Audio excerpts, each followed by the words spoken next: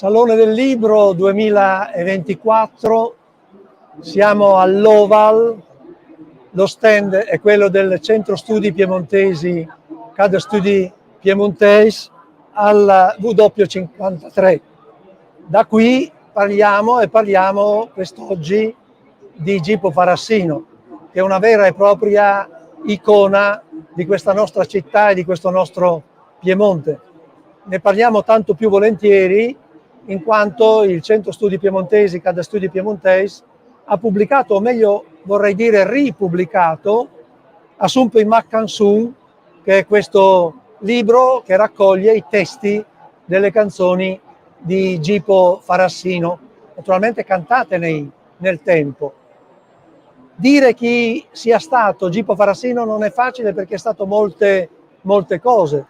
È stato uno chansonnier, un cantante, è stato un drammaturgo, è stato un attore, è stato un uomo politico e quindi è stato tantissime cose. In breve è difficile dire che cosa possa aver rappresentato Gipo per Torino, ma noi ci proviamo. Intanto ha rappresentato la nascita, e la nascita è avvenuta, lui era del 34, è avvenuta a Porta Palazzo praticamente, in corso Giulio Cesare, o meglio ancora in via Cuneo 6, a cui lui poi ha dedicato addirittura una bellissima canzone.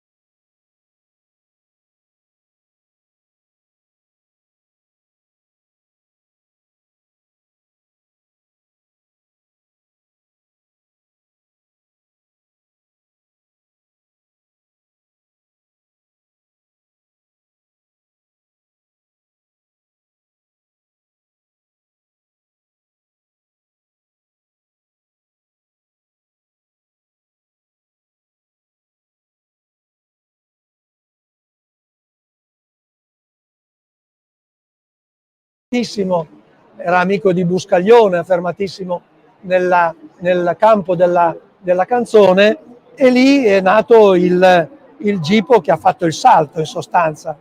Che cosa è successo? Con Vanni Moretto Gipo aveva raccolto un gruppo e aveva raccolto i gruppi folk delle varie regioni d'Italia e si era inventato un concorso anche per scoprire il folk piemontese, ma poiché non ne veniva nulla di veramente buono, di veramente proficuo, provvede di suo, con l'aiuto appunto di Leo Chiosso, questa volta il nome è quello giusto e chiedo naturalmente scusa per il...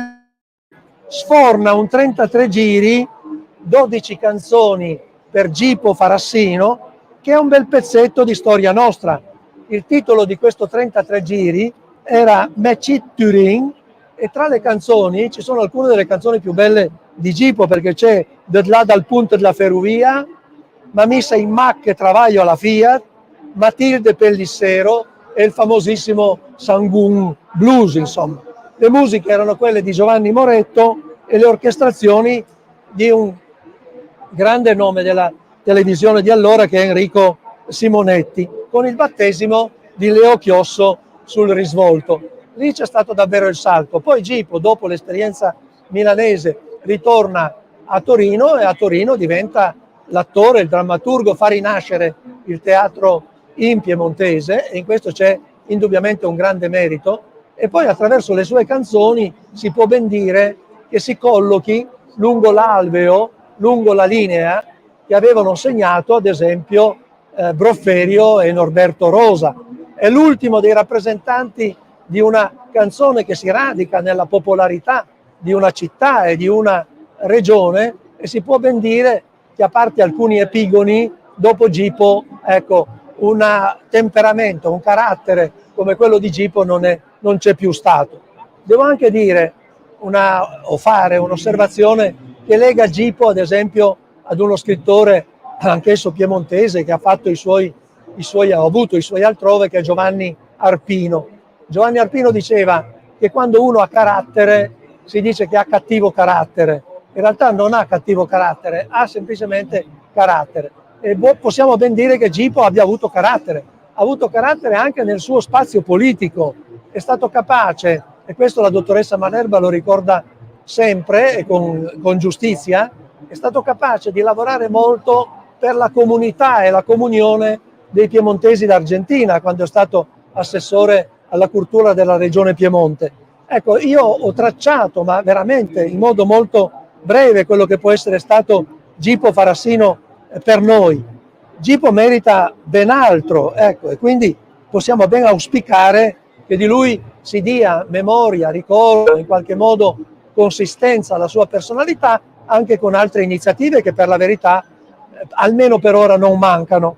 Vorrei chiudere questo piccolo intervento leggendo il testo di una delle canzoni che Gipo ha scritto e che ricordano un bel po' della nostra cultura cittadina. È intitolata Garino. Garino era il pittore e si incontravano naturalmente con Gipo. Qui si parlerà anche di un certo Pierin, che è Piero Novelli, quindi era una comunità di personaggi, ognuno rappresentante di un pezzo di cultura torinese. E il testo della canzone dice, è intitolato Garino: ti ricorda ancora Pierin quando sdruia sa sima agli scalin la cesa della Gran Madre, mi, ti e l'aut Pierin, sentì un engel frei, cum ben fui sagenè, piuravo tutti e tre, piuravo come foi, parlando del nostro Turin.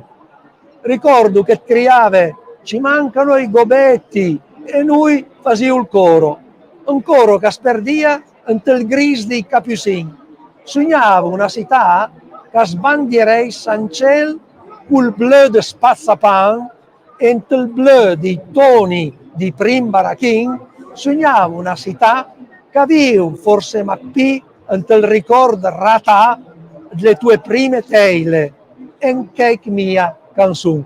Quella Torino sicuramente nelle canzoni di Gipo ancora resiste, e attraverso le canzoni di Gipo noi riusciamo ad avere memoria di una città che non c'è più, ma che certamente, almeno per quelli della mia e forse anche della loro età, ci è stata molto cara.